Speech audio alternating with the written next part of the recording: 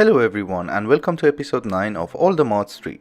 So this episode could be slightly longer than the previous ones because I want to get to the Dragon Dimension Dimlet from Rftools and hopefully build that dimension. I also added a facade to our place and tried to cover up the cobblestone and everything. It's not finished yet of course, but it's on the way. I also added an enchanter from extra utilities too to make the speed upgrades, and there is an interface down there, so this is completely automatic, but I don't want to break it, so let's try it here. You're working, right? No? Okay, that's embarrassing. You can't be that... Oh yeah, actually you are that fast. Perfect. I needed to make a cobblestone generator in order to make UU matter and start duplicating items.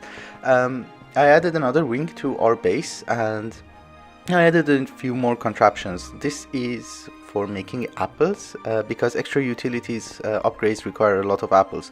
I also added 2 ultimate furnaces from mystical agriculture because at this point in time resources are not the problem is processing time, and these smelt items super fast, and without the electronic furnace from Industrial Craft 2 this is as fast as you can get. I also added a mob totem to take care of the bats, and I don't know why you need the offering box because I have the eternal light thingy on top, but in any case it works. Bats no longer spawn, so it's cool. You go back because I don't want to lose you. Another small addition to the base is the Flamethrowers. I added them randomly across the base, and here we are providing them with pyrotium through an ender tank, and they get powered by this wireless crystal, so there will be maximum of 16 of them. I also made an arena for the Guardian of Gaia fight, and if you look at the map, it's the largest above ground structure that we have in the world, and it serves literally no purpose. It's just for decoration, and the fact that we are not going to fight the Guardian of Gaia anymore, probably, makes it more useless. But I think it looks nice. I tried to make it look like a ruin, and I was going to make a ruined city next to it, but that's something for the future maybe. I also worked a little bit on the dynamos, our power plant, and it's so laggy here. I cannot add any more dynamos to this setup. Anyway, I used chisels and bits. I tried to make it look nice, and probably I'm going to add a solar panel on top because if I need more power I cannot use this setup anymore. It causes so much lag, but we are producing decent amount of power without the solar panel. I also made some changes to the garden part of the base, where we have all the forestry trees, some animals, and I'm planning to make a zoo. It's nothing special, I just did some terraforming. I added 3 mobs from the Twilight Forest, the wolf, and 3 penguins. I love penguins, who doesn't? And the Yeti. It's not a complete thing, I still have to work on it, but that's just the idea. The other thing that I got from the Twilight Forest is a giant. There he is. I did not dig this hole, it was already there. It's from the actually additions mod, the holes in the ground. He has your skin, so this is why he looks like that. And there's also a mini-me. And the other thing is that there is a savanna plateau next to us, and I just made a bridge, a tunnel. Maybe we extend to that place in the future. My next concern is that we still have no production of wood, and I tried to test this tree beacon from Astral Sorcery. The problem is that I cannot plant too many trees around it because the range of the hopper is not that much, and it produces a lot of saplings. It's almost the same amount as wood, and the issue is that that's after 2 days. So if I want to make a tree farm out of this, I need more of the tree beacons, but I have to work out the hopper, and I thought maybe this item collector from Cyclic will be of some use. Oh my god, you go 19 by 19. So problem seems to be solved. Wow, that's a huge range. If I add maybe 2 of them and plant a lot of these tree beacons, this should work. Well, I have to test this, I'm not sure. Otherwise we always have Botania to make a tree farm, or forestry or something. That agriculture doesn't actually work. I wanted to just test if it hastens the growth. I also, after a lot of villager trading, I got enough saplings to make a giant sequoia. This is the biggest tree I have ever seen in Minecraft. The tallest tree. look. You can see everything from up here. It's even taller than our island and the other tree, the sacred sapling. So let's craft some tree beacons.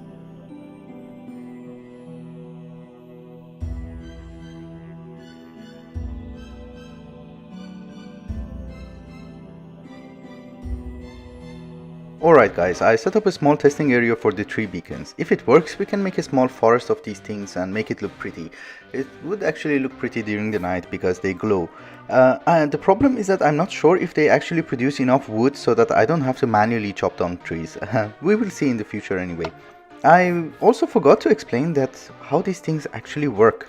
If you read the book, it tells you that it magically infuses the saplings with the starlight and makes a hologram image and blah blah blah blah blah. So what that blah blah means in normal words is that you put the tree beacon on the ground, plant some saplings around it, some of them will grow into a tree and start dropping wood, saplings or apples. Then you need to either use hoppers or item collectors to gather the drops. It doesn't need any maintenance apparently after you set it up. So wood goes into the ender chest to the ME system, saplings we will keep in a drawer because I don't think we will need that much, and apples we're going to void because I already have apples on auto crafting, so there's no point of having them. The only thing left is to plant the saplings. I'm not sure how big is the beacon's radius, but it didn't seem to be more than 3 or 4 blocks. We will see in a while.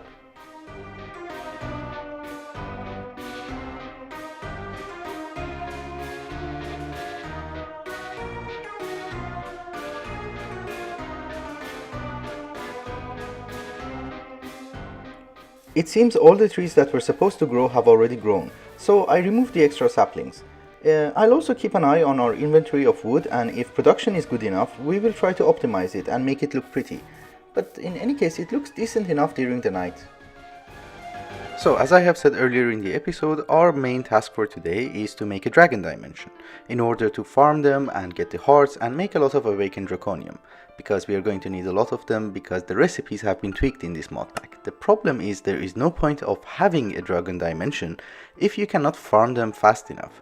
And with my current bow, there is no point of doing that. And we need a draconic bow, fully upgraded. But for that we need a draconic tier of fusion crafting, which needs 10 hearts at least. And the draconic bow itself also needs, I think, 1 or 2 hearts. So my plan is to go and kill 16 ender dragons to get the hearts and start the crafting. I will do that and I will bring you back. Whatever you're doing at the end, these guys show up and they're so annoying. I don't know, Abyssal Craft should not have added them in the end. I hear no, yeah, nice.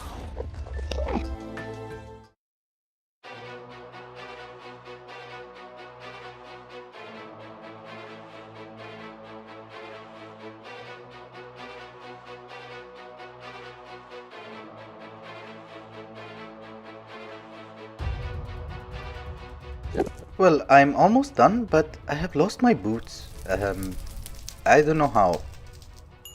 Okay, not in here. I don't know, maybe I just throw it somewhere? Okay, very fine. I don't have boots. And this is the last one. Please die. Oh my god. Please. Yes, finally.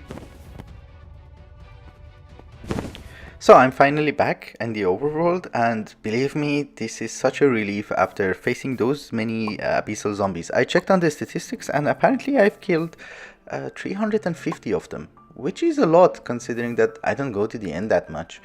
Anyway, our first order of business is to make 10 more fusion crafting injectors, because I don't like to swap them all the time, and you know. So we make 10 new ones and then we upgrade them again to the Draconic. So now we are going to make 40 blocks of awakened draconium. We need probably 10, 15, I don't know. We need a lot of them for the... Why aren't you placing it there? Really? Okay. We're going to need a lot of them for the fusion crafting injectors, and we're also going to need a lot of them for the draconic bow. And I need to make a new set of boots, and I think I have enough crafting material here. And the new boots. Yay! I have shoes again. Just as an FYI, I think this could take a very long time, so I'll wait for it to finish and then I'll bring you back. And 10 Draconic fusion craftings. Oh yeah.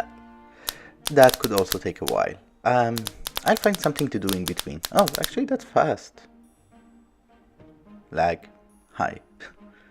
I normally do this off camera because you just have to have a wrench and hold right click until you make the multi-block structure. But I just wanted to let you know that each tier of the ore miners is only one block taller than the previous tier. So if you put 2 cobblestones like this or any block and you break the bottom block and you put the controller there, you're good to go.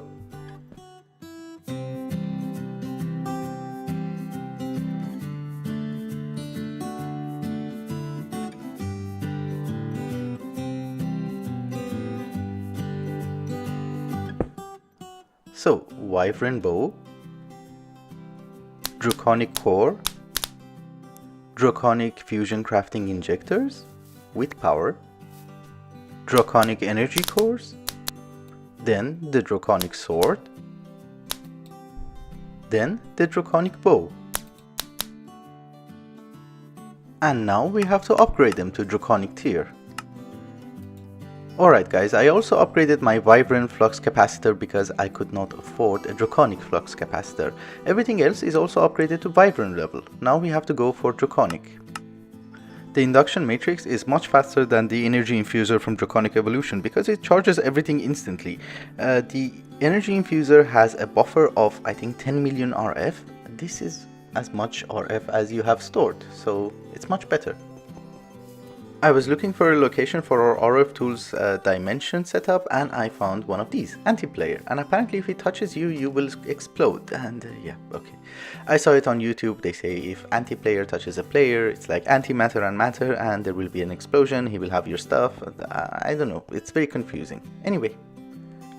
And our new base will be in a shape of a pyramid because I was, oh god, okay. Hi, I can break them, right? Oh, yeah. Will be in shape of a pyramid because I always wanted to build a pyramid in Minecraft and I never did that. Now that we have sloped edges from Block Craftery, it should look nice and I want to try it. If you didn't know, the pyramids should not have steps around them. They were supposed to be smooth and, well, very smooth.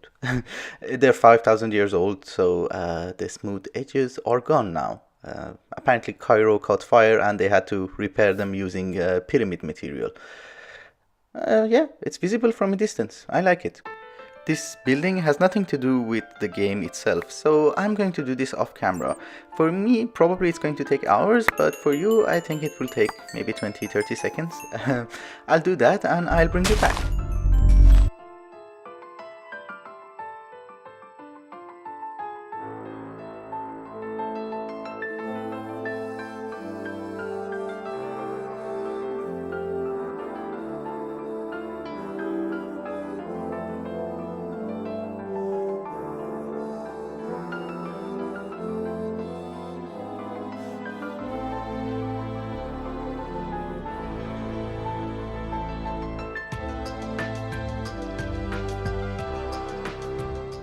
It seems to be complete. Now I have to work on the interior because otherwise it's just a huge piece of rock. So I made a small ME system just to deposit our dimlets because there will be too many and they will not fit in the dimlet workbench. So I just made a ME terminal. I tried to decorate here a little bit. It's not done, but at least I made an elevator shaft. Yeah, well, it needs a lot of work. So let's craft the Rftools devices that we're going to need. The first one will be a dimension inscriber, then a dimension builder, dimension editor, dimlet workbench, matter transmitter and matter receiver, dialing device, and just in case a destination analyzer. Also infusers. The machine infusers are very neat devices. They infuse the Rftools machines with dimensional shards, so they will be more efficient. Normally they will consume less power, or if you're using a dimlet workbench you will not lose dimlet parts. So It's also very useful for the dimension builder because it will use less power, and dimensions are super expensive. I don't know how much is the cost of running a dragon dimension, but it should help. The reason that I made 2 infusers is that I'm going to use one of the infusers to infuse the infuser, and we will use the infused infuser to infuse the other ones. That was a very complicated sentence. I'll do the infusing and I'll bring you back. And infusing is very easy. You just put a humper on top, it will use 4 stacks of dimensional shard, and it will 100% infuse the machines. So I'll do that and I'll bring you back. We need a rarity 6 dimlet part for the dragon dimension, and I had some dimlet parcels and I'm not sure, maybe we're lucky and we already have it. I can see some 2s on the ground, a 4. Let's just chuck it in and see. So far, nothing. Yeah, fine. That was a lucky shot anyway, we wouldn't have got it. Normally they say that you have to have around 2000 dimlet parcels in order to get a rarity 6. We have to see. I was connecting our devices to power and I realized I should bring you in for the cabling of the dimension builder. These cryo-stabilized flux ducts, they transfer unlimited amount of RF, but the dimension builder can only accept 150,000 per each side. This is why I made it like this. So it's connected on 5 sides. We will have 750,000 RF if required. I don't know how much we need, but we will see. And we will also chunk load this place because this is the only device that has to be chunk loaded when we are in the dimension. If it loses power, we're dead. So all the devices require power except the destination analyzer, and these 2 also need to be powered. They don't have to be near the dimension builder, you can put it anywhere you want. Do you also, okay, dimension inscriber also does not need power, cool. So dimlet parcels drop from endermen, and we need a rarity 6, which is very rare. We have 2 options, either to spawn endermen, farm them, make the dimlets, or go to several different dimensions and get just lucky. I don't want to create several hundred dimensions in order to just look for one dimlet, so I'm going to spawn endermen, and for that I'm going to make an Enderman Farm do I have a wrench? Yeah. For that I'm going to use the soul shards. We will have 2 enderman spawners and we will have a killing chamber using Draconic evolution. I'll set that thing up and I'll bring you in. So I dug 2 shafts at the pyramid, and here is where we're going to spawn the enderman. We will have 2 spawners and 1 killing chamber. So the way we're going to do this is that we are going to put a ring of draconium infused obsidian around. We're going to use the dislocator receptacle. Sorry, English is not my native language and these words get confusing after a while. And these will form the draconic portal. They will teleport the enderman into the killing chamber and we will make them suffer as they have made us suffer in the past. Actually, I've never been killed by an enderman, so yeah, maybe not for them. But I really want to make a Hall of Agony like Diablo 3 for the abyssal zombies because they make me so angry sometimes. Anyway, let's finish this, then we'll get to the Hall of Torment. Agony. Torment? Yeah, anyway, that one.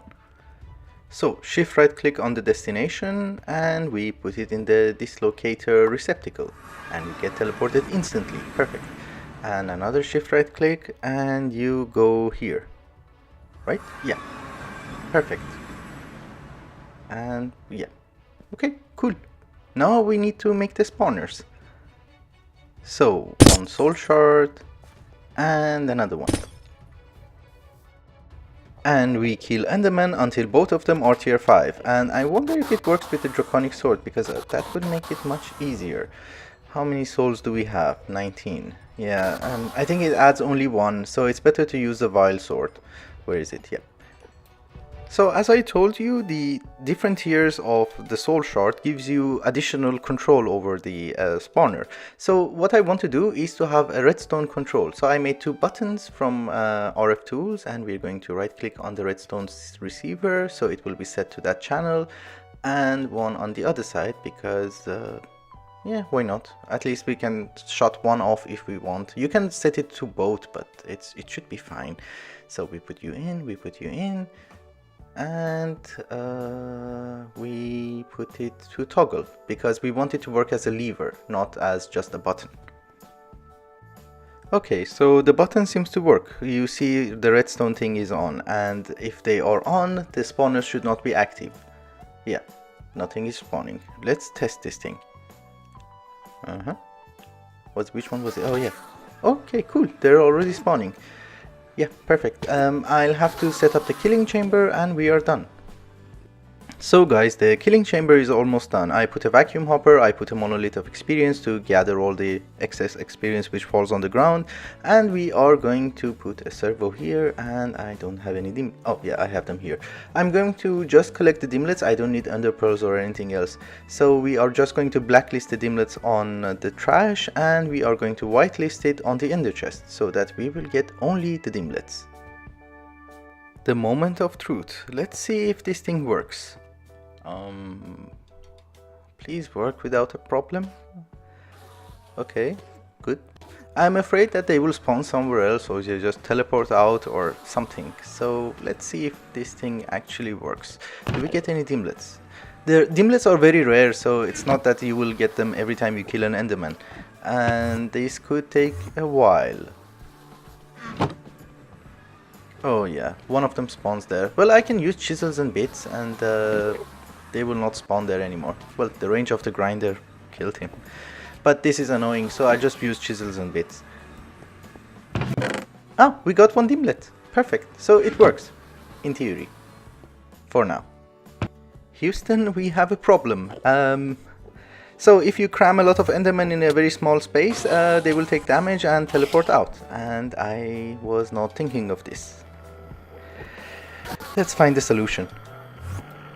And we have a solution from Rftools. With this module, we can prevent endermen from teleporting. Let's see if it works. Well, obviously the previous solution did not work, so I'm looking into Botania. And there is a functional flora, Ventuculus, I cannot read that ever. And it makes endermen, when they teleport to that location. So maybe this is the solution. It has a huge range. So guys, this is just a proof of concept. I am not going to leave the flower here. But if this thing works, I can generate mana using Rosa Arcana, because we're getting tons of XP on the ground, and we can make Rosa Arcana to collect it rather than the monolith of experience. Where is this thing? So let's see if this thing works. Well, so far it's the same. Yeah, well, let's try the other one. It's not draining that much mana. Well, I have to check outside. So, Botania didn't work, and this is slightly embarrassing. I thought endermen have a teleport range of 32, so I made this chamber in the skies, and they will not have a valid spawning point within 32 blocks. So, I'm hoping this thing works, because I'm out of ideas. I don't know what to do. So I was reading the wiki, and apparently if endermen are going to teleport vertically, they do not have a limit of 32 blocks. And this is why I came to the end. And this is going to be a very expensive solution, because we are going to need advanced dislocators, because this is in another dimension and normal dislocators will not work. So I just had to spend 2 Draconics for this. Perfect. So our most expensive solution worked, and it works like a charm. And I'm just putting some... go away. I'm just putting some chiseled tiles here. I just cut them with the chisel saw, and hopefully they will not be able to spawn here. These old guys are... they already spawned, and while I was putting the tiles. They should not spawn anymore, and we are good to go. I just covered this place, and yeah, they don't have any more valid spawning areas. Alright guys, I spent maybe half an hour to clean up this place, make it look nice. I made a hallway, it's not finished. I also made an elevator. I always thought that elevators should be a 3x3, but apparently you can make it any size or shape that you want. I did not know that. Let's try our dimlets and see if we can find a rarity 5. Rarity 6, sorry. This could take a while. And I do not see a rarity 6. Please give it to me. Hoop. Okay. Do we have one? Oh yes! Yes, yes, yes, yes! And that came fairly early. We did not have to go through that many dimlets. So we can craft a dragon dimension. I'll do that and I'll bring you back. I'll bring you back for doing that. I was so excited, I forgot the dragon egg chunks from Mystical Agriculture. I'm a complete idiot. Okay, time to water some plants. I never thought that at this stage of the game I'll be watering plants. Oh, hi. Go away, you jerk. And the agri coronation doesn't work, so this could take some time. Does the watering thing even work?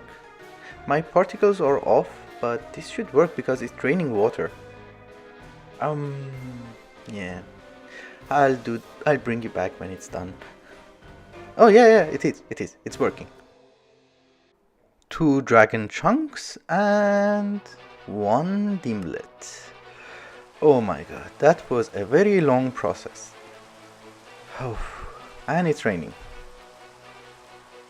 Alright guys, I thought I'd bring you in for the making of the dimlet. I also made a face field generator and it helps us in case the dimension loses power. So I made 2 dimlets, one the dragon dimlet and one terrain. I want the terrain to be flat.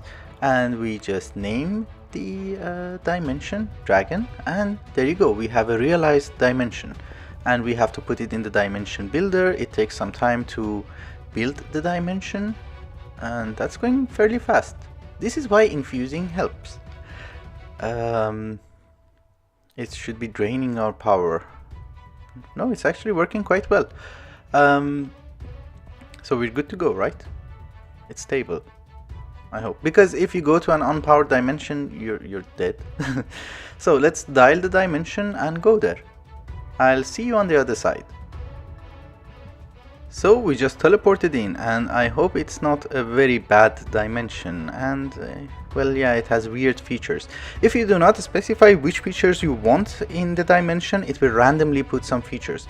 So this is apparently a feature, random prismarine and sandstone, and well, in general blocks. We can always edit out these features through a dimension editor, and that's what we're going to do. But I did not have time to make the proper dimlets and to make the proper editing, so I'll probably do that in the next episode. I just wanted to show you if the concept works, and it does work. And we have dragons, and it's very laggy, so I think I should bring you in when I'm done.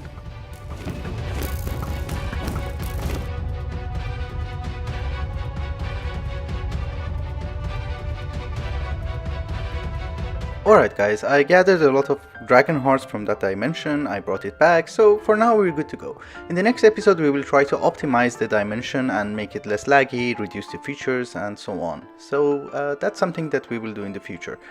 For now it's time to wrap up this episode because it's getting super long. I wish to thank you for watching and I hope you enjoyed it. Bye bye.